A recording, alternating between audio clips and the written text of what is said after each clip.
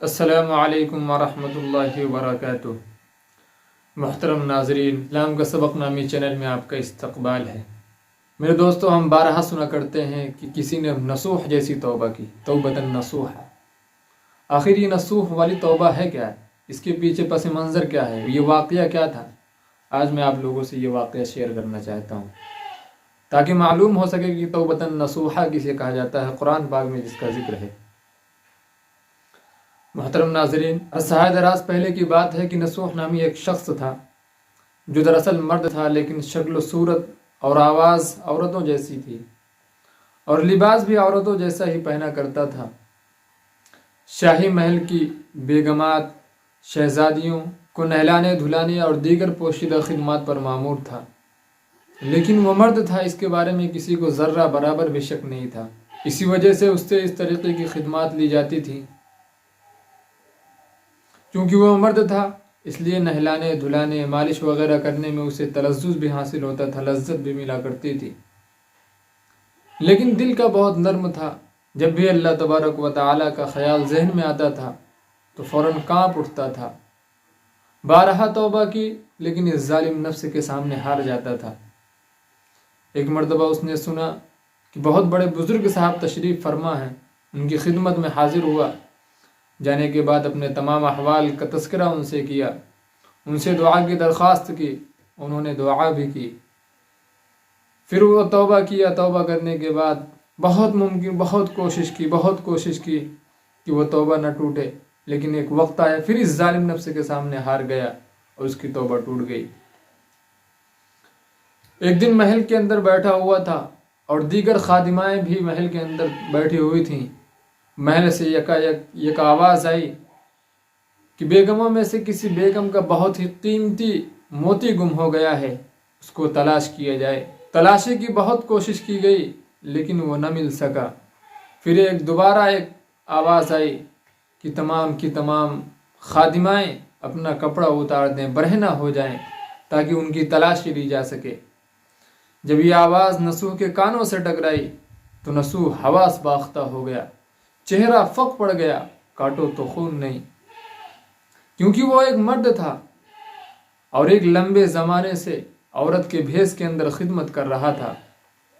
بہت گھبرایا، بہت پریشان ہوا کہ آج تو رسوا ہو جاؤں گا، آج تو راز کھل جائے گا اور بادشاہ اپنی غیرت کی وجہ سے اپنی عزت و ناموس کا انتقام مجھ سے لے گا اور قتل سے کم کی سزا تو نہ ملے گی، اس لیے کہ میرا جرم ہی اتنا عظیم ہے، اتنا بڑا ہے۔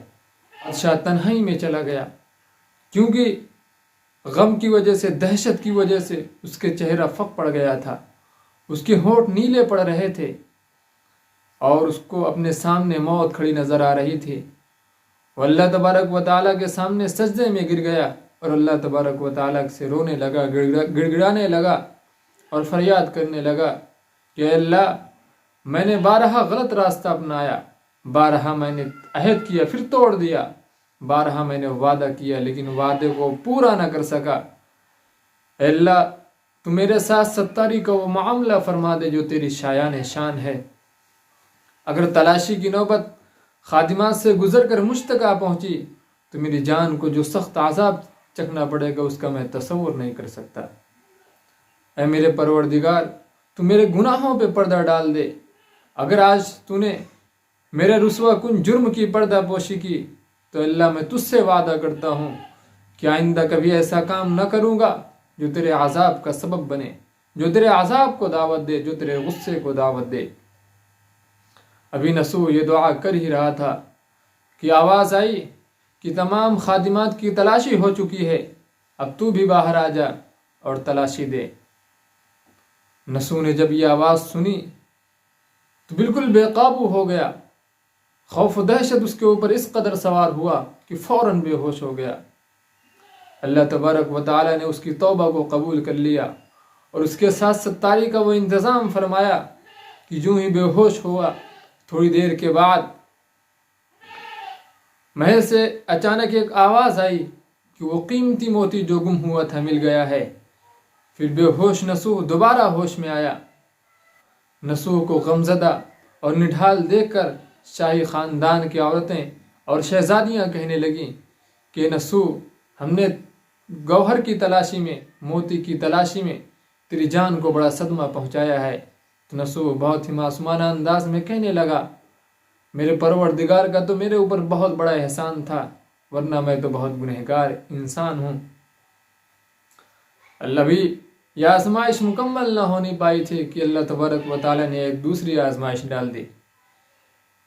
थोड़ी देर के बाद बादशाह की नौजवान बेटी नसूह का हाथ पकड़कर एक किनारे ले गई और कहने लगी कि नसूह मुझे नहला दो, मेरे जिस्म के ऊपर मालिश कर दो। नसूह ने यह कहकर ओझर कर दिया कि तुम्हारी नसूह बहुत कमज़ोर हो गई है, उसके हाथों के अंदर अब ताकत नहीं रही, शायद अब मरते दम तक दोबारा इन हाथों में ताकत ना आ सके। अगरचे ये काम गलत था, लेकिन बहुत ईमानदारी के साथ किया करता था। इस वजह से तमाम की तमाम बेगमात, तमाम की तमाम शहजादियाँ उसी से मसाज लेना पसंद करती थीं। जब नसूह ने यह देखा कि वह तमाम लोगों के नज़दीक महबूब हो चुका है, तो उसको लगा कि अब मेरा यहाँ पर रहना मुश्किल हो जाएगा। उसने इरादा किया कि अब यहाँ से निकल जाएगा। चुनांचे तमाम माल जो उसने गलत तरीके से कमाए थे गरीबों में तकसीम कर दिया और ख़ुद वहाँ से निकलकर कई मील दूर एक पहाड़ी पर जाकर अपना डेरा डाल लिया और अल्लाह तबारक व तआला की इबादत में मसरूफ़ हो गया। एक दिन उसकी नज़र एक भैंस पर पड़ी जो उसके करीब घास चर रही थी। उसे लगा कि शायद ये किसी चरागाह से भाग कर आई है, जब तक इसका मालिक नहीं आ जाता तब तक मैं ही इसकी खिदमत, इसकी देखभाल कर लेता हूँ। चुनांचे उसकी खिदमत में मसरूफ़ हो गया। फिर कुछ दिनों के बाद एक तिजारती काफ़िला रास्ता भटक कर उस पहाड़ी पर जा पहुँचा और वो लोग प्यास की शिद्दत की वजह से निढाल हो रहे थे। उन्होंने नसूह से पानी तलब किया। नसूह ने उन तमाम लोगों को दूध पिलाया और वो तमाम के तमाम लोग सैराब हो गए। फिर उन्होंने नसूह से रास्ता पूछा तो नसूह ने उन्हें निहायत करीबी और आसान रास्ता बताया। वो लोग नसूह के इस अखलाक से इतना मुतासिर हुए कि बहुत सारा माल बतौर हदिया उनको दिया। नसूह ने इन तमाम मालों से एक कुआं खुदवाया।